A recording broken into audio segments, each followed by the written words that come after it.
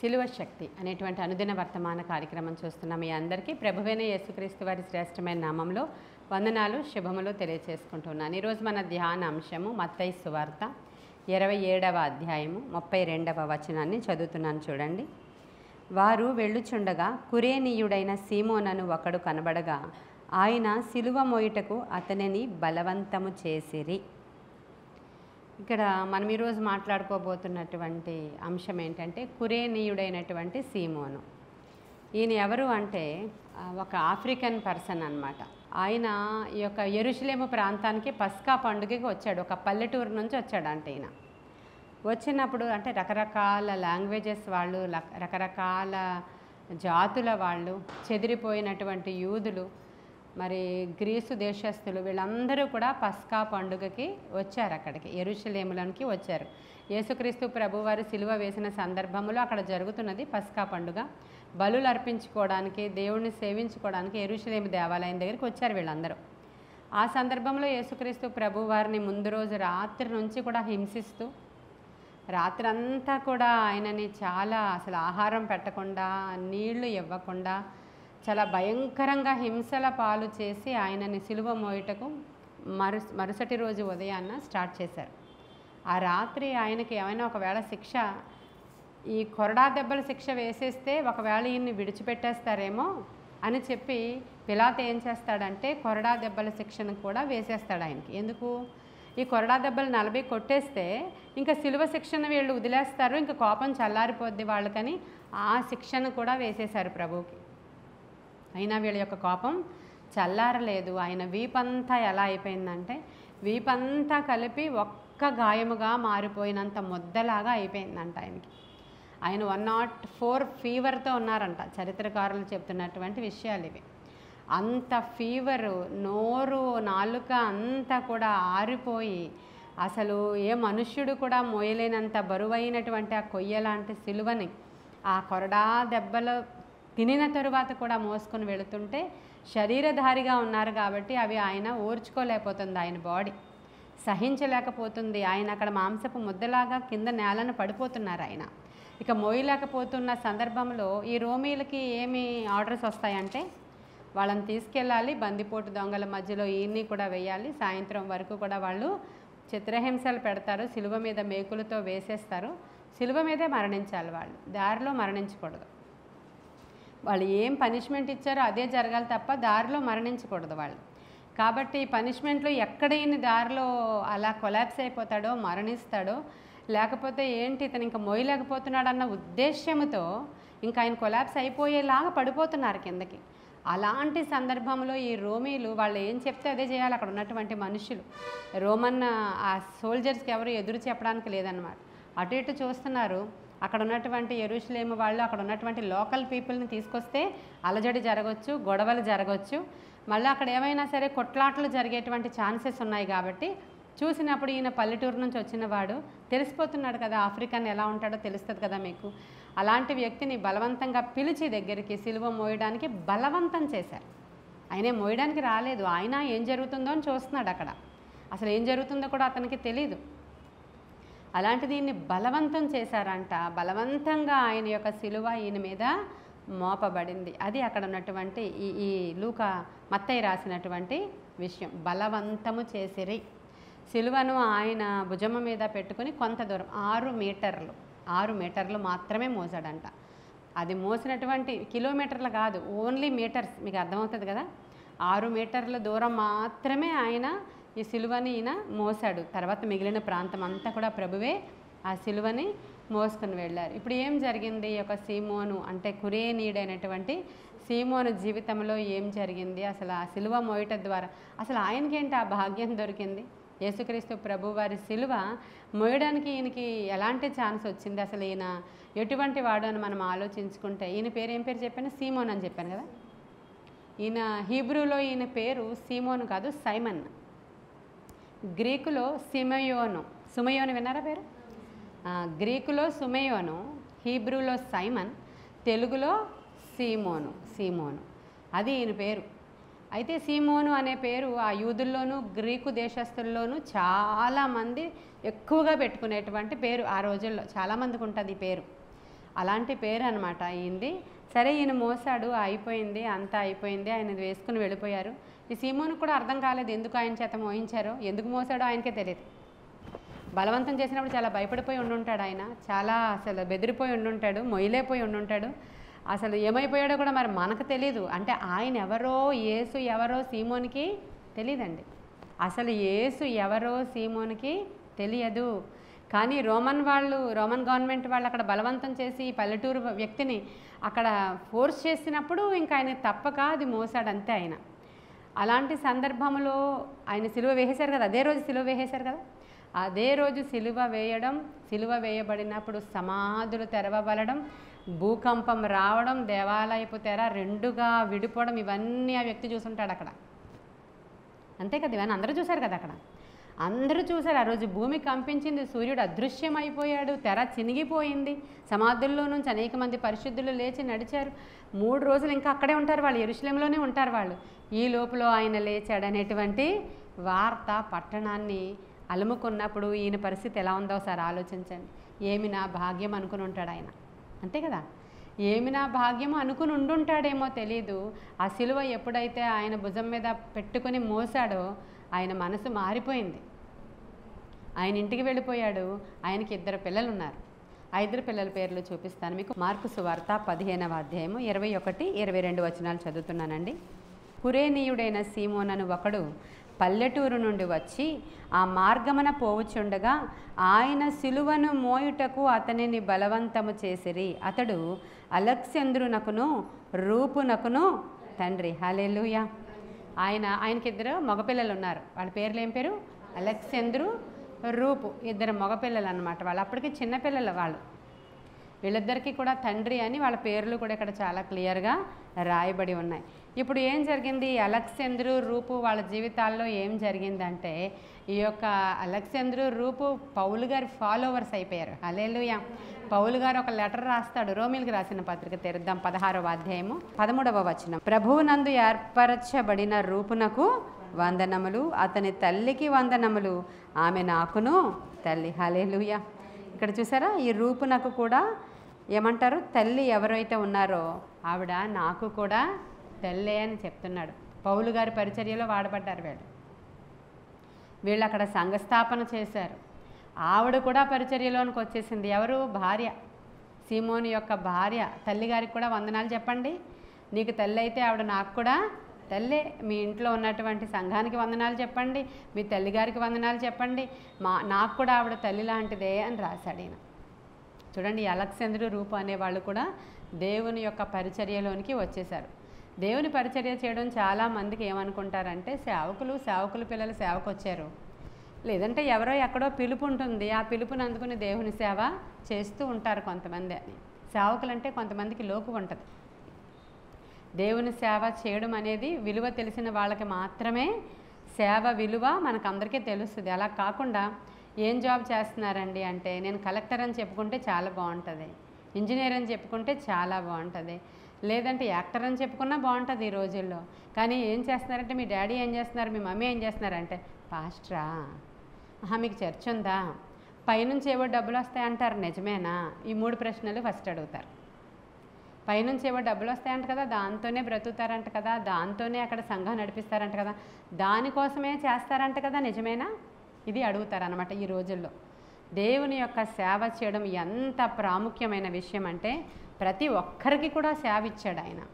ఈ యొక్క సీమోను, కురేనీయుడు అనేటువంటి సీమోను మనకి ముందు నడుస్తున్నాడు. ఎలా అంటే, ప్రతి ఒక్కడు తన సిలువని ఎత్తుకుని నడవాలి అని చెప్పాడు కదా.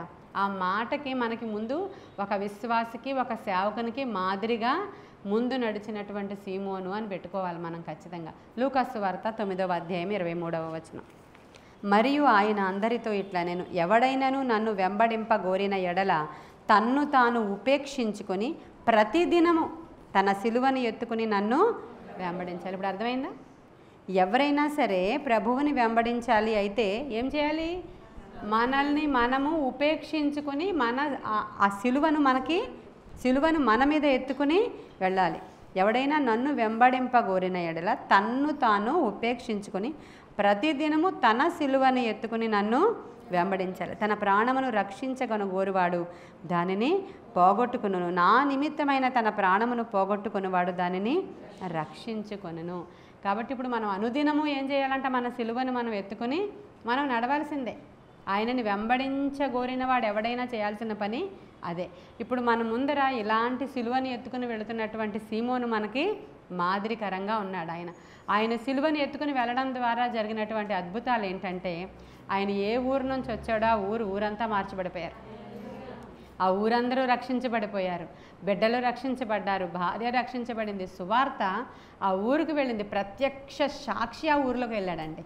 ఆ ప్రత్యక్ష సాక్షి ఆ యేసు రక్తము ఆ ఊరును మార్చేసింది. అంతేనా? రక్తసిక్తమైనటువంటి ఆయన శరీరము, ఆ శరీరం నుంచి వచ్చినటువంటి రక్తం అంతా ఆ క్రాస్కి ఉంది. ఆ రక్తాన్ని ఈయన భుజం మీద పెట్టుకుని వెళితే మరి ఈయన ఎలాంటి విడుదల పొందుకొని ఉంటాడో ఆలోచించాలి. ఈరోజు ఆయన ఎక్కడి నుంచి వచ్చాడంటే ఆ కురేనీ ప్రాంతం, దాన్ని లిబియా అంటారు. ఈ రోజుల్లో ఉన్నది ఆ ఊరు లిబియా ప్రాంతం నుంచి ఆయన వచ్చినటువంటి వాడు. తర్వాత అపోస్తలులు వెళ్ళినప్పుడు ఆ అపోస్తలులకి సువార్త ప్రకటించడానికి కురేనీయ ప్రాంతంలో నుంచి వచ్చిన వాళ్ళు వచ్చి సువార్త ప్రకటించారని రాయబడి ఉంటుంది.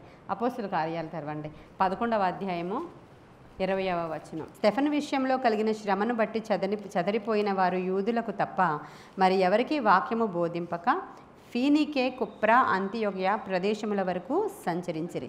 వీళ్ళందరూ ఏం చేస్తున్నారు? యూదులకు మాత్రమే బోధించుకుంటూ ఉన్నారంట. యూదులకు తప్ప మరి ఎవరికి వాక్యం బోధించట్లేదట. ఫేనికే, కుప్రా, అంతియోకియా ప్రదేశముల వరకు వాళ్ళు అలా సంచరిస్తూ ఉన్నారు. అయితే కుప్రీయులు ఎవరైతే ఉన్నారో వాళ్ళల్లో కొందరు, కురేనీయులు కొందరును వారిలో ఉండిరి. వీరు అంతియోకియకు వచ్చి గ్రీసు దేశపు వారితో మాట్లాడుచు ప్రభువైన యేసును గూర్చి సువార్త ప్రకటించిరి. హల్లెలూయా. అంత్యొకయ వరకు వచ్చి ఈ యొక్క కురేనీలు ఏం చేశారు? దేవుని సువార్త ప్రకటించి అంతగా ఎదిగిపోయారు. ఆ ప్రాంతంలోనికి సువార్త వెళ్ళిపోయింది, సీమోను ద్వారా వెళ్ళిపోయింది, పవర్ వెళ్ళిపోయింది, కుటుంబం రక్షించబడిపోయింది, ఊరంతా రక్షించబడిపోయింది. అక్కడి నుంచి ఇక్కడికి వచ్చి వీళ్ళు ఏం చేస్తున్నారు? ఈ యొక్క కుప్రీయులు, కురేనీయులు ఇక్కడికి వచ్చి వారు వచ్చి ఇక్కడ సువార్తను ప్రకటిస్తున్నారంట. ఎంత గొప్ప విషయాలు కదా ఇవన్నీ. అపోస్తలుల కార్యాలు 6:8 చూద్దాం. స్టెఫను కృపతోనూ బలముతోనూ నిండిన వాడై ప్రజల మధ్య మహత్కార్యములను గొప్ప సూచక్రియలను చేయుచుండెను. అప్పుడు లిబెర్తేనీయుల దనబడిన సమాజములోను, కురేనీయుల సమాజములోను, అలెగ్జాంద్రియుల సమాజములోను, కిలికియా నుండి, ఆసియా నుండి వచ్చిన వారిలో కొందరు వచ్చి స్టెఫనుతో తర్కించిరి. చూసారా, వీళ్ళందరూ కూడా ఇంకెలా అయిపోయారు? తర్కించేవారుగాను, సువార్త ప్రకటించేవారుగాను, లేఖనాలను రీసెర్చ్ చేసేవాళ్ళుగాను వీళ్ళందరూ తయారైపోయి అక్కడ నుంచి గొప్ప సువార్త బయటికి బయలుదేరి వచ్చేసింది. సరే, మరి ఈ నుంచి మనం ఏం నేర్చుకోవాలి? ఈరోజు మనము కూడా అనుదినము క్రీస్తు యొక్క సిలువను మన సిలువే భుజం మీద పెట్టుకుని ఆయనను వెంబడించాలి అని వాక్యం సెలవిస్తుంది. ఆయనను వెంబడించగోరిన వారు మన సిలువను ఖచ్చితంగా భుజం మీద పెట్టుకోవాలి, మనల్ని మనము ఉపేక్షించుకోవాలి అని రాయబడి ఉంది. ఈ సీమోనుకైతే ఆ క్రాస్ ఎప్పుడైతే ఆయన మోసారో ఆయన జీవితం మారిపోయింది, ఆయన పిల్లల జీవితం మారిపోయింది, ఆయన భార్య జీవితం మారిపోయింది, ఈ సీమోను జీవితం మారిపోయింది, ఆ ఊరంతా మారిపోయింది. చాలా సువార్త వాళ్ళు ప్రకటించేవారు అయ్యారు.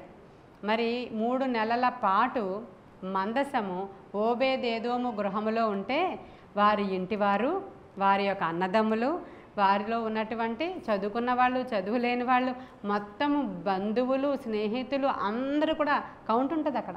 వాళ్ళందరూ కూడా ఆశీర్వదింపబడిపోయారంట. ఆయన ఒక్కడే కాదు, దినవృత్తాంతాల గ్రంథంలో మీకు లిస్ట్ ఉంటుంది. వాళ్ళ ఇంట్లో ఉన్న వాళ్ళందరూ కూడా రక్షించబడిపోయారంట. రక్షించబడిపోవడం కాదు, ఆశీర్వదింపబడ్డారంట. వాళ్ళ ఇంట్లో మందసము 3 నెలలు ఉన్న కారణంగా వాళ్ళు ఆశీర్వదింపబడ్డారంట. ప్రభువు యొక్క సిలువ 6 మీటర్లు మోసిన కారణంగా వీళ్ళ జీవితాలు మారిపోయి, ఊరు కూడా మారిపోయి, ఆ ప్రజలందరూ కూడా దేవుని వైపు తిరిగిపోయి వీళ్ళే సువార్త ప్రకటించేవారుగా ఈ కురేనీయులే తయారయ్యి ఇక్కడికి వచ్చేసారంట. మరి మనము ఎలాగ దేవుణ్ణి వెంబడించాలి? మనము కుటుంబంలో తండ్రిగా తల్లిగా ఉన్నటువంటి మనము దేవుని యొక్క మందిర సేవని ఏమైనా మోస్తే ఎలా ఉంటుంది మన జీవితాలు? అద్భుతమైన విధానంలో దేవుడు ఆయన యొక్క పరిచర్యల్ని ఎవరైతే సపోర్ట్గా ఉంటారో, ఎవరైతే మోస్తారో ఈ భారం, ఎవరైతే ఆయన గురించి ఆలోచిస్తారో ఆ కుటుంబాలలో దేవుడు బిడ్డల్ని ఏ విధంగా ఆశీర్వదిస్తారో మనం లేఖనంలో చూస్తాం. ఇదేం కూడా మీరు దేవుడికి పనిచేస్తే, సేవకులకి అంట్లు తోమేస్తే, సేవకుల దగ్గరికి వచ్చి వాళ్ళ బ్యాగులు మోసేస్తే కార్యాలు జరిగిపోద్దని చెప్పడం అనేది కాదు. ఇది అది కాదు. ప్రభువు యొక్క సేవ మీరు ఎక్కడ చేస్తున్నారో, ఎలా చేస్తున్నారో, ఏ భారం మీ హృదయంలో కలిగి ఉందో ఆయన భారం మీరు మోసారనుకోండి. కొంచెం తల్లిదండ్రులమైనటువంటి మనము దేవుని కొరకు ఏమాత్రం వాడబడినా మన బిడ్డల యొక్క జీవితాలలో ఆయన యొక్క పరిచర్యలు మరి మనం వాడబడే విధానం చాలా ఆశీర్వాదకరంగా ఉంటుందని మనం మొత్తం ఈ సిలువ ధ్యానాలలో చాలా మటుకు ఇది నేర్చుకుంటున్నాం. మనం ఆయన సిలువ దగ్గరికి వచ్చి మనము దేవునిని సమీపముగా తెలుసుకుంటున్నాం. మనం కుటుంబాలు దేవునికి ఆశీర్వాదకరమైన కుటుంబాలుగా మరి మార్చబడిపోతాయి మనం దేవుని సేవ చేసినప్పుడు. మనం చాలా కుటుంబాలను అలా చూస్తాం. చెరసాల నాయకుడు ఆ పౌలు శీలలకు సహాయం చేశాడు. అక్కడ ఆ రాత్రి డైరెక్ట్గా అద్భుతం చూశాడు. ఇంటి వారందరితో ఆయన ఏం చేశాడు, బాప్తిస్మం పొందాడంట. అక్కడ లూదియా అనేటువంటి స్త్రీ పౌలుని వాళ్ళ ఇంటికి చేర్చుకుంది. ఆవిడ ఇంటికి చేర్చుకొని ఫస్ట్ సంఘం అదే. అక్కడ ఫిలిపియన్స్ కంట్రీలో ఫస్ట్ సంఘము ఈ యొక్క లూదియా ఇల్లే. లూదియా ఇంటిని తెరిచిందంట దేవుని కొరకు. ఆ ఇంటి వారందరూ కూడా రక్షించబడిపోయిన తర్వాత ఆవిడ ఎక్కడెక్కడ ఏయో ప్రాంతాలకు వెళ్ళి చాలా సువార్త ప్రకటించింది. ఈ యొక్క కురేనీయుడైన సీమోను కూడా ఈజిప్ట్ ప్రాంతానికి సువార్త ప్రకటించడానికి వెళ్ళినప్పుడు 100 ADలో ఆయన్ని అక్కడ 2 మొక్కల కింద నరికేశారు. ఆయన్ని సీమోను హతసాక్షి అయిపోయాడు. సీమోను హతసాక్షిగా ఆయన దేవుని కొరకు మార్చబడ్డాడు. తర్వాత పౌలు గారి పరిచర్యలో మనం చూస్తున్నాం. రూపు మన పౌలు గారితో పాటు పరిచర్య చేసిన వాళ్ళల్లో తన పిల్లలు కూడా ఇక్కడ పరిచర్యలో ఉన్నారు. ఆనాడు అపోస్తలులు వేసినటువంటి పునాదుల మీదే ఈరోజు ఈ యొక్క క్రైస్తవ్యం అంతా బిల్డ్ చేయబడింది. ఆనాడు నరకబడ్డారు కదా, కొయ్యబడ్డారు కదా, ఆనాడు తిండికి గతి లేకుండా తిరిగి ఎంతో సేవ చేశారు కదా, వెండి బంగారాలు మా యొద్ద లేవు, మా దగ్గర ఏమీ లేదు, ఇదే ఉందని చెప్పారు కదా అని ఈరోజు కూడా అలాగే మనం రోడ్డు మీద తిరుగుతూ మాకు ఏమీ దిక్కు లేదు, యేసునామం నోట్లో ఉంది అనడానికి కాదు. ఆ రోజు వాళ్ళు పునాది వేసేశారు. ఆ రోజు పునాది వేసేశారు కాబట్టి మనకి పరిచర్య ఏమైందంటే సులువైంది, సులభతరమైంది. అలాగని రాజుల్లాగా బ్రతకమని కాదు. ప్రతిదినము మన సిలువ మనము ఎత్తుకుని ఆయన పనే ముందో అది చేసుకుంటూ ముందుకు వెళ్ళాలి. డాబు, దర్పం, అహంకారం, ఇదేదో పెద్ద మినిస్ట్రీ, ఇదేదో ఒక కింగ్డమ్, ఇదేదో మేమంతా అధికారులం, లేదంటే తర్వాత మిగతా వాళ్ళందరూ సేవకులు, ఇంకా సేవకుడు చెప్పులు కూడా మొయ్యాలి వెనకాల అనేంత కాదు. సేవ అనుదినము ఆయన భారం ఎలా మోసుకొని వెళ్ళాలో, సువార్త ఎలా చేయాలో ప్రతి సేవకుడికి కూడా చాలా భారం ఉండాలి హృదయంలో. ప్రభా నీ సేవ చేసే భాగ్యం మాకు దయచేయండి. ఏదో తిన్నామా, ఉన్నామా, బ్రతికామా, వెళ్ళామా, ఇదే అందరి ఉద్దేశాలు. ఇంకా ముందుకు పోతే మాకు కార్యాలు జరిగాయా, మేము ఏమన్నా పొందుకున్నామా, ఇంకా ఏమీ జరగలేదా, ఇది పక్కన పెట్టి ఒకసారి దేవుడి సేవ మేము చెయ్యాలి, ఎలా చేయాలో మాకు తెలియడం లేదు. ఒక మాట చేతే కానీ, ఒక ప్రవర్తన చేతే కానీ, ఆయనకి ఏదైనా ఇవ్వడంలోనే కానీ, సేవకు వెళ్ళే వాళ్ళని ప్రోత్సహించడమే కానీ, మేము వెళ్ళడం లేదా వెళ్ళేవారిని ప్రోత్సహించడం కానీ, ఆయన కొరకు నువ్వు దినంలో ఎంతసేపు ఆలోచిస్తావు? మందిరానికి రావడం కోసం ఆలోచిస్తావు, త్వరగా టైం సెట్ చేసుకుని మందిరానికి వెళ్ళాలి, ఫస్ట్ ఈ పని ఉంది మాకు, వెళ్ళిపోయి అక్కడ పడిపోతే మా పాస్టర్ గారు ఏ అంశాలు ఇస్తారో అది మేము ప్రార్థన చేసేస్తాం. అంతవరకు డిపెండెంట్స్ కింద ఉంటున్నారు మీరు. ఇండివిజువల్గా ఒకసారి ఆలోచించండి, మీరు ఏం చేయగలరు దేవుని కోసం. ఇండివిజువల్గా ఆలోచించండి, వ్యక్తిగతంగా ఆలోచించండి. మీరు ఎలా ఏం చేయాలి దేవుని కోసం, నేను ఎలా వాడబడాలి దేవుని కోసం. కొన్ని సందర్భాలలో మనమేమి సువార్త కూడా ప్రకటించక్కర్లేకుండానే మన ప్రవర్తన ద్వారా కూడా అనేక మందిని మనము రక్షణలోనికి నడిపించిన వారము అవ్వగలం. ఫస్ట్ నేను ఎవరికీ సువార్త ప్రకటించలేదు, నాకు నేనుగా ప్రార్థన చేసుకుంటున్నాను అంతే. మా ఇంట్లో ఉదయకాల సమయం నుంచి సాయంత్రం వరకు నేను ఒక్కరిదాన్నే ప్రార్థన చేసుకున్నాను. నేను ఎవరికీ సువార్త ప్రకటించలేదు, మా ఇంటికి రండి అని కూడా చెప్పలేదు. ఇది నిజం. ఒక్కొక్కరుగా వాళ్ళందరూ వచ్చారు. ఏం చూసి వచ్చారు? నా ప్రేయర్ స్టైల్, నా లైఫ్ స్టైల్ చూసి వచ్చారు. నా ప్రేయర్ స్టైల్, నా లైఫ్ స్టైల్ చూసి మారిపోయారు వీళ్ళందరూ. అది మాత్రం నిజం ఖచ్చితంగా. ఫస్ట్ అంతా అప్పుడు ప్రార్థన చేసుకుంటూ ఉంటారంట అక్కడ. ఆ యొక్క 10 o'clock నుంచి 3 o'clock వరకు మనం కూడా వెళ్ళి జాయిన్ అవుదామా? పక్కన అపార్ట్మెంట్లో ఉన్నవాళ్ళు వచ్చారు ఫస్ట్. తర్వాత శాంతికి ఫోన్ చేశారు. పక్కన లతా వాళ్ళ వదిన గారు ఉన్నారు కదా, ఆవిడ రోజంతా ప్రార్థన చేసుకుంటూ ఉంటారు, మనం వెళ్దామా? అప్పుడు శాంతిని తీసుకొని వచ్చారు. వెళ్దాము, వాళ్ళు కూడా వచ్చారు. అప్పుడు మా ఇంటి కింద మేము అప్పుడు రెంట్ హౌస్లో ఉన్నాం. క్రిందన వాళ్ళ పాప రోజంతా ప్రార్థన చేసుకుని ఉంటుంది. మేము కూడా రావచ్చా? వాళ్ళు రోమన్ క్యాథలిక్ వాళ్ళు. మేము కూడా రావచ్చమ్మా మీరు ప్రార్థన చేసుకున్నప్పుడు అంటే, రండి ఆంటీ అని చెప్పాను. వాళ్ళు కూడా వచ్చారు. ఆవిడ ఆ ఆంటీ ఆగిపోయి మళ్ళీ వాళ్ళ పాప వచ్చింది. ఆ అమ్మాయి నేను కలిపి జాయిన్ అయ్యి ప్రార్థన చేసుకుంటుంటే వాళ్ళు నాకు తెలియని అనేకమైన విషయాలు రోమన్ క్యాథలిక్ సంఘం గురించి, అక్కడ జరిగిన అద్భుతాల గురించి చాలా ఆశ్చర్యమైన విషయాల గురించి చెప్తూ ఉంటే ఇంకా రోజు రోజుకి నాలో ఆసక్తి పెరిగింది. ఇప్పుడు నా సేవ ఎలా ప్రారంభమైంది అయ్యా అంటే నా లైఫ్ స్టైల్తోనే ప్రారంభమైంది. నన్ను చూసి వాళ్ళు వచ్చారు. వచ్చిన తర్వాత మేమంతా కలిసి ప్రార్థన చేస్తూ ఉన్నప్పుడు దేవుని సేవ అలా విస్తరించడము ప్రారంభించబడింది. ఎవరెవరో మన వైజాగ్లో కూడా ఏదో రాజమండ్రి సిల్క్ హౌస్ అని ఎక్కడో ఉంటుంది, అక్కడ వాళ్ళకి ఎలా తెలుసో తెలియదు, ఎక్కడి నుంచో వాళ్ళందరూ వచ్చి ఆమె కన్నులు కనిపించట్లేదు, మీ దగ్గరికి ప్రార్థనకు రావచ్చా, మీకు వాళ్ళకి ఎవరు చెప్పారో మాకు తెలీదు, ఎక్కడెక్కడ వాళ్ళు ఎచ్చటి వాళ్ళు ఎవరు వాళ్ళకి చెప్తున్నారో మాకు తెలీదు. మా ఇల్లు ఏ రోజు ఖాళీగా ఉండేది కాదండి. అక్కడ సజీవ సాక్షులు వీళ్ళు ఉన్నారు కాబట్టి నేను చెప్పడానికి అవుతుంది ఈరోజు. అదే వీళ్ళ సాక్ష్యాలు లేరనుకోండి, ఇప్పుడు నేను చెప్తున్నది నిజమో కాదో ఏం జరిగిందో ఆ రోజు మీకు ఎవరికి తెలియదు, మీరు అందరూ ఫ్రెషర్స్ కాబట్టి. ఆ రోజు నా దగ్గరికి ఎలా ఆకర్షించబడి వచ్చారో వాళ్ళందరూ ఈ రోజుకి ఉన్నారు కాబట్టి నేను ఇలా చెప్పడానికి వీలవుతుంది. చూసారా, అక్కడ మన నడిపింపు, మన జీవిత యొక్క విధానం కూడా ఒక సువార్త ప్రకటన చేయడమే. కాబట్టి ఈరోజు మనం ఎలా ఉంటున్నాము, దేని కొరకు ఆలోచిస్తున్నాం, మన ప్రయాస దేని కొరకు, ఈరోజు మన సిలువను మనం ఎత్తుకుని వెళుతూ ఉంటే అందరూ చూస్తారు. చూసినప్పుడు మనల్ని వెంబడించడం మొదలు పెడతారు. హల్లెలూయా. ఎందుకంటే సిలువకు అంతా ప్రాముఖ్యమైన స్థానం ఉంది, పవర్ ఉంది. అదే సిలువ శక్తి. ఏం కనపడదు, మీకు ఎవరికి కనపడట్లేదు, కానీ నేను ఆ రోజే భుజం మీద సిలువ వేసుకున్నాను. నాకు తెలియదు అది. నేను అది మోసుకుని వెళుతుంటే నా వెనకాల అనేకులు వచ్చారు. అప్పుడు శాంతికి ఒక సిలువ దర్శనం వచ్చింది. ఈ రోజుల్లో అది కార్టూన్లో వేసినట్లుగా కనబడుతుంది, కానీ ఈ మాటలు 18 సంవత్సరాల క్రితం. ఆ అమ్మాయికి ఈ దర్శనాలు వస్తున్నాయి అప్పుడప్పుడే. ఏం జరుగుతుందో అవన్నీ కూడా చూడగలుగుతుంది. ఎవరో ఒక ఆంటీ ప్రార్థనకు వచ్చారు, వాళ్ళందరూ పెద్దోళ్ళు అనమాట. ఇప్పుడు ఆంటీ అని నేను ఎందుకంటున్నానంటే వాళ్ళందరూ అప్పుడే 50+ వాళ్ళు, 60+ వాళ్ళు, రిటైర్డ్ పీపుల్ వాళ్ళందరిదిగో మన హెప్సిబా వాళ్ళ అత్తగారు, నా పిల్లల వాళ్ళే అప్పుడు, వాళ్ళందరూ 60+. ఇంకో ఆంటీ ఉండేవారు, ఆవిడ 60+. వీళ్ళందరూ ఆ 50+, 60+ వాళ్ళు నా పిల్లలు అనమాట. వాళ్ళందరూ ఎలా వచ్చారో తెలియదు, వాళ్ళందరూ నా దగ్గరికి వస్తూ ఉండేవారు, పాటలు పాడుతూ ఉండేవారు వాళ్ళు. మేము పాటలు పాడుతూ ప్రతిరోజు ప్రార్థనలే. అక్కడ ఇలా జరిగేవి కాదండి. ఇది కాదు అసలు దేవుని యొక్క అనాయింటింగ్ నిజంగా పరలోకానికి భూమికి నిచ్చెన వేసినట్లుగా, దేవదూతలు ఎక్కుతూ దిగుతున్నట్లుగా అక్కడ అసలు ఒక్క మాట మాట్లాడితే మండేదిలాగా. వాళ్ళందరూ సీనియర్లు, బాగా ముదిరైపోయిన ఆంటీలు, వాళ్ళు భక్తిలోని అన్ని విషయాల్లో వాళ్ళు వచ్చి అక్కడ కూర్చుంటున్నారంటే నేను నడుస్తున్నప్పుడు ఆ సిలువ నా భుజం మీద వాళ్ళకే కనబడుతుంది కదా, నాకేం కనిపించట్లేదు. అలా వాళ్ళందరూ ఇక్కడికి వచ్చి వాళ్ళు ఇక్కడ నేర్చుకునే వారి విషయాలు. అప్పుడు శాంతి వాళ్ళు లూథరన్ చర్చ్కి వెళుతున్నారు. ఈవిడ దగ్గరికి మేము ఎందుకు వెళ్ళాలి, మా చర్చ్ మానేసి ఎందుకు వెళ్ళాలి, శుక్రవారం వేరే ఆంటీ వాళ్ళు ఉన్నారు అక్కడికి వెళ్ళే వాళ్ళం, మేము ఇక్కడికి ఎందుకు వెళ్ళాలి అని ఆ రోజు రాత్రి అనుకుంటుందంట అమ్మాయి. అప్పుడు ఆ రాత్రి దర్శనం చూపిస్తున్నారు దేవుడు. ఒక శిలువ మోసుకుని వచ్చి అక్కడ ఆగిపోయింది ఒక చోట. అక్కడ ఆగిపోయిన తర్వాత మోసుకొని వస్తున్నప్పుడు ఆ సిలువ చాలా బరువుగా ఉందని చెప్పి, అదే కదా నడుస్తూ ఉంటున్నప్పుడు కొంచెం మొక్క కట్ చేస్తే తేలిక అవుతుందని ఈరోజు అలాంటిది ఒక కార్టూన్లా కూడా చేశారు. అది 18 సంవత్సరాల క్రితం అమ్మాయికి ఏ యూట్యూబ్ లేదు, ఏ నాలెడ్జ్ లేనప్పుడు వచ్చినటువంటి కళా దర్శనం అది ఆ అమ్మాయికి. సిలువని మోసుకొని వెళుతూ ఉంటే చాలా బరువు ఉంది ఆ సిలువ, వెనకాల తోక కొంచెం కట్ చేసేస్తే బెటర్, తేలిక అవుతుందని కట్ చేసుకుంటూ వెళ్ళిపోతున్నారు. అప్పుడు చిన్న సిలువ అయిపోయింది అది.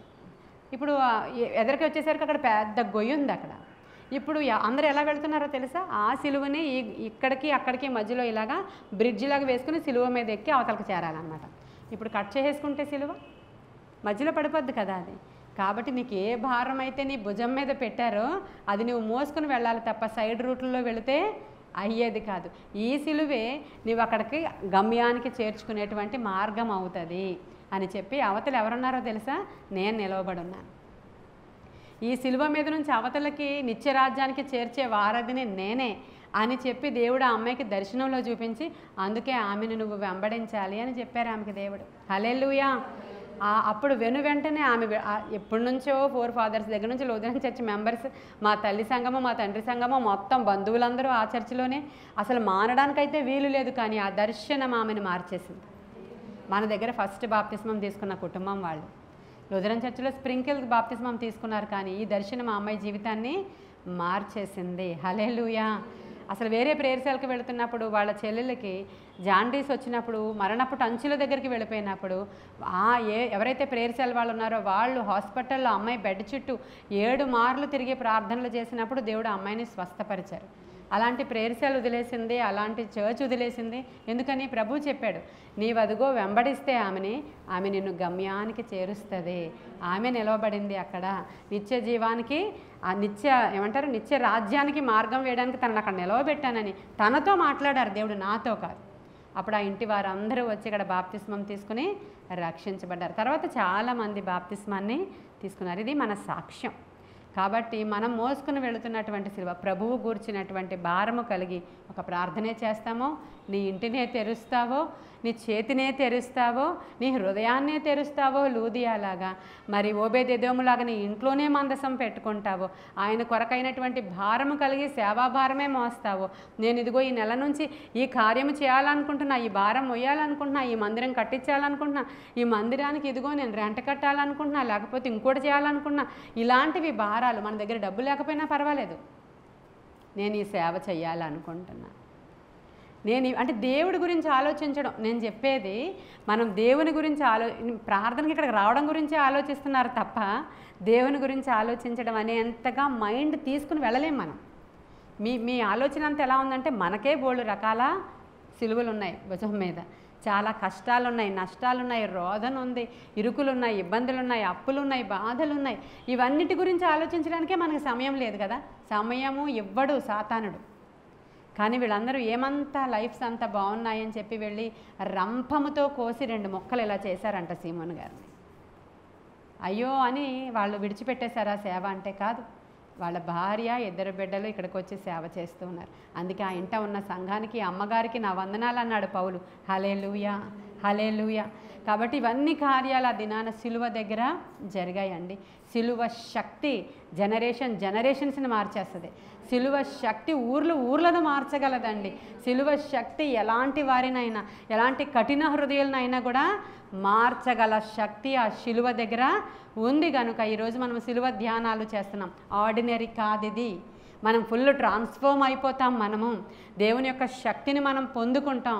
ప్రతిరోజు ఒక బరువు భారం హృదయంలో కరిగి, అయ్యా ఈరోజు నాతో మాట్లాడు, ఈరోజు నన్ను వాడుకో, నీ గురించి ఆలోచించగల జ్ఞానం నాకు దయచేయి, మా బిడ్డలకు మేము ఇది నేర్పుకుంటామయ్యా, తరతరాలు నీ యొక్క సేవ చేసే భాగ్యం మాకు ఇవ్వండి అని అడగాలి.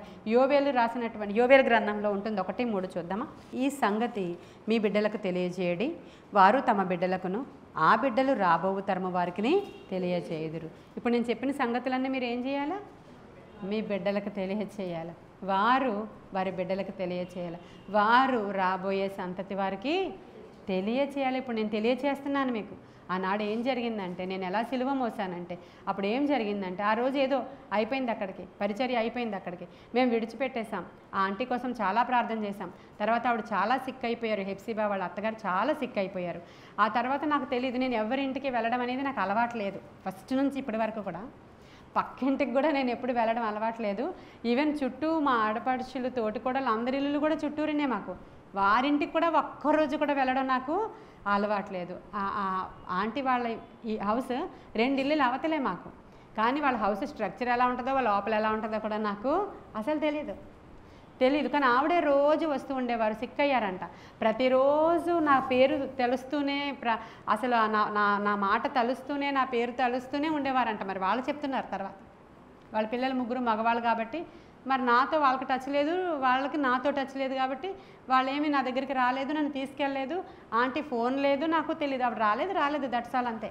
వస్తే ప్రార్థన నడిపిస్తాను, రాకపోతే ఇంకేం మాట్లాడను అనమాట. అంతే నా స్టైల్. అప్పుడు ఆవిడ అలాగే సిక్నెస్లో, మరి వృద్ధాప్యం అయిందో ఏమీ మరి డిసీజ్ వచ్చిందో, ఆవిడ చనిపోయారు. ఆవిడ ఇన్ని సంవత్సరాల తర్వాత, 10 సంవత్సరాల తర్వాత వాళ్ళ ఇంటి నుంచి ఏ పురుగు కూడా మన ఇంటికి రాలేదు. వాళ్ళ ఇంటి నుంచి ఏ ఈగ కూడా మన దగ్గరికి రాలేదు. నేను ఎంతో ప్రయాసతో ఆంటీ కొరకు ప్రార్థన చేశాను. ఫలితం ఊరికనే పోతుందా? ఈరోజు ఎక్కడో హెప్సిబా ఎక్కడి నుంచో వచ్చింది. హెప్సిబాకి ఏమీ తెలియదు, వాళ్ళ అత్తగారు ఎవరో కూడా తెలియదు. ఆవిడ చనిపోయి చాలా కాలం అయిపోయింది. అసలు ఎవరి గురించి తెలియదు హెప్సిబాకి. ఈరోజు వచ్చింది, ఆవిడ కుమారుణ్ణి వివాహం చేసుకుంది. ఎవరో చెప్పారంట సువార్త, ఇదిగో లకుమా సిస్టర్ గారి దగ్గరికి వెళ్ళండి, అక్కడంతా వాళ్ళు చాలా ప్రేయర్ఫుల్ టీమ్ ఉంది, రెగ్యులర్ ప్రేయర్ జరుగుతాయి, మీకు చాలా కన్వీనియంట్గా ఉంటుంది, మీ ఇంటికి దగ్గరే, యూట్యూబ్లో చూసి వెళ్ళండి అని చెప్తే, ఈవిడికి ఆంటీ చెప్పలేదు, యూట్యూబ్ చెప్పింది ఇక్కడ ఉన్నానని. ఎలా వచ్చింది ఈరోజు? హల్లెలూయా. దేవుడు చూపిస్తున్నాడు, తన భర్త కూడా ఇక్కడే సెట్ అవుతారు, ఈ సంఘానికి వాళ్ళు ఆనుకొని ఉంటారు, ఈ సంఘానికి ఉపయోగకరంగా ఉంటారు, ఈ సంఘాన్ని లిఫ్ట్ చేసే విధంగా ఉంటారని దర్శనం. అసలు ఆయన ఎవరో మా తెలియదు, వాళ్ళ అబ్బాయి నాకు తెలియదు, ఈయన తెలుసు అనుకోండి, కాలనీ కాబట్టి మా హస్బెండ్కి తెలుసు, నాకు తెలియదు. కానీ ఆయన గురించిన దర్శనం ఆ విధంగా. ఎక్కడ పోయింది మన విత్తనాలు? నీటి మీద ఆహారము మనము వేసాం, చాలా దినములైన తర్వాత ఆహారం మన చేతికి వస్తుంది కదా. అది టైం వచ్చినప్పుడు నీ దగ్గరికి అది ఖచ్చితంగా రావాల్సిందే. మనం ఎవరి కోసం ప్రార్థించామో వాళ్ళందరినీ దేవుడు ఇక్కడ తీసుకొచ్చి చేర్చాల్సిందే. హల్లెలూయా! ఎంత గొప్ప కార్యాలు చూసారా మీరు? సిలువను ఎత్తుకుని మీరు వెళితే ఏ మాత్రం మనకి నష్టమైతే జరగదు. హల్లెలూయా! కాబట్టి వాళ్ళ సీమోను కుటుంబం మన ఎదుట నిలవబడుతుంది. మనం కూడా మన కుటుంబాలు, మన పిల్లలకి నాయనా ఆ రోజు దేవుడు ఇలా గైడ్ చేశాడు, ఇదిగో మనల్ని ఇలాగా నిత్య రాజ్యానికి చేర్చడానికి దేవుడు ఒక వారధిని చూపించాడు, ఒక ప్లేస్ని చూపించాడు. మనం ఈ స్థలంలో ఆయన భారం మోసుకుని మనం వెళ్ళాలి, సువార్త ప్రకటించాలి, దేవుని కొరకు ఏదో చెయ్యాలి. మనం ఇంకెంతసేపు మనం చేయించుకోవడం కాదు, దేవునికి మనం చేయాలి అనేటువంటి విషయాలట మీ పిల్లలకి మీరు నేర్పాలి. చిన్నప్పటి నుంచే దేవుని సేవా భారం మోయడానికి మనం చెప్పాలి. ఇది ఇలా పిల్లలకి మనం చెప్పాలి. వాళ్ళ పిల్లలకి చెప్తారంట. ఆయన రాజ్యం అలా కట్టబడుతూ ఉంటే ఉన్నత శిఖరాలపైన దేవుడు మనల్ని, ఇప్పుడు ఈరోజు బైబిల్ గ్రంథంలో ఎక్కడో ఆఫ్రికాలో ఉన్నటువంటి పల్లెటూరు వాడైన సీమోను యొక్క పిల్లల గురించి ఎవ్రీ గుడ్ ఫ్రైడేకి చెప్పుకోకుండా ఎవరు ఉండలేరు. అంతే కదా మరి? ఎవ్రీ ఇయర్ చెప్పుకోకుండా ఎవరు ఉండలేరు. వారి సేవలు, వారి మాట కురేనీడైన సీమోన్ అని చెప్పుకోకుండా ఎవరు ఉండజాల. అంతటి పరిచర్య వాళ్ళు చేసి వాళ్ళ తర్వాత ఎంతో సువార్త ప్రకటించారు. కాబట్టి ఈరోజు మనం నేర్చుకునేది ఏంటంటే, సిలువ దగ్గరికి మన కుటుంబాలను తీసుకొచ్చి, అయ్యా నేనును నా ఇంటి వారును యెహోవానే సేవిస్తాము, నాయన మా భారం అంతా కూడా మోసేవారు మీరు, మీ భారం మోయడానికి కూడా మాకు అవకాశం ఇవ్వండి, నేను నా కుటుంబం సిద్ధంగా ఉన్నాం ప్రభా, మమ్మల్ని కూడా వాడుకోండి అనేటువంటి మాట మనం చెప్పినప్పుడు అద్భుతమైన విధానంలో దేవుడు మనల్ని, మన బిడ్డల్ని ఆశీర్వదించి ఆయన రాజ్యము కొరకు వాడుకునే కృప మనకు అనుగ్రహించునుగాక. ఈ కొన్ని మాటలు దేవుడు మన వినికిడిలో దీవించునుగాక. ఆమేన్. ప్రార్థన చేసుకుందాం. మహాపరిశుద్ధుడైన తండ్రి, మహోన్నతుడైన దేవ, నిత్య నివాసి నీకు వందనాలయ. గొప్ప కార్యాలు, మహా ఆశ్చర్య కార్యాలు, సిలువ శక్తి కొరకు నాయన మేము ధ్యానము చేస్తూ ఉండగా మా జీవితాల్లో జరిగించమని, మేమును మా బిడ్డలను నాయన నిజముగా నిశ్చయముగా నీ పరిచర్యలో పాలిభాగస్సులం అవ్వడం మహా గొప్ప ధన్యత అయ్యా మాకది. దేవా, ఈ లోకంలో ఏం చేస్తున్నాము మేము అంటే మా దేవుని సేవలో ఉన్నామని చెప్పడానికి కొందరికైతే తక్కువతనమేమో, కానీ మాకు సిలువ శక్తి దేవుని యొక్క శక్తి అయి ఉన్నది ప్రభువా. అది దేవా మాకు అది వెర్రితనము కాదు, అది మహా గొప్ప శక్తి ప్రభువ. ఆత్మశక్తితో కార్యాలు జరిగించండి. ఈరోజు వినుచున్న వారన్ని కుటుంబాలు కూడా దేవుని సేవలో ఆయన సిలువ నీడలో ప్రభువ సేద తీర్చబడ్డానికి, గొప్ప కార్యాలు చూడడానికి, ఆయన మా కొరకు చేసిన త్యాగము ద్వారా మా కుటుంబాలు ఎలా కట్టబడ్డామో, ఈరోజు ఎలాగ బాగుపడ్డామో, ఎలా ఈరోజు చీకటి రాజ్యంలో నుంచి విడిపించబడి, అంధకార సంబంధమైన రాజ్యంలో నుంచి విడిపించబడి నీ రాజ్యంలోనికి వచ్చామో జ్ఞాపకం చేసుకుంటున్నాం ప్రభువ. ఆత్మకార్యాలు ఇంకా మా పక్షముగా జరిగించి విడుదల ఇవ్వండి, విజయం ఇవ్వండి, స్వస్థత ఇవ్వండి దేవా. కుటుంబాలలో సాతాను కట్లు త్రెంచివేయండి అయ్యా. కుటుంబాలలో ఉన్న బంధకాలు తెగిపోవునుగా. ఆత్మకార్యాలు జరిగి మీరే మహిమ ఘనత ప్రభావాలు పొందుకోమని కూడిన మమ్మల్ని వినుచున్న వారందరినీ మీ చేతులకు అప్పగించుకుంటూ యేసయ్య శ్రేష్ఠ నామంలో అడుగుచున్నాము తండ్రి. God bless you.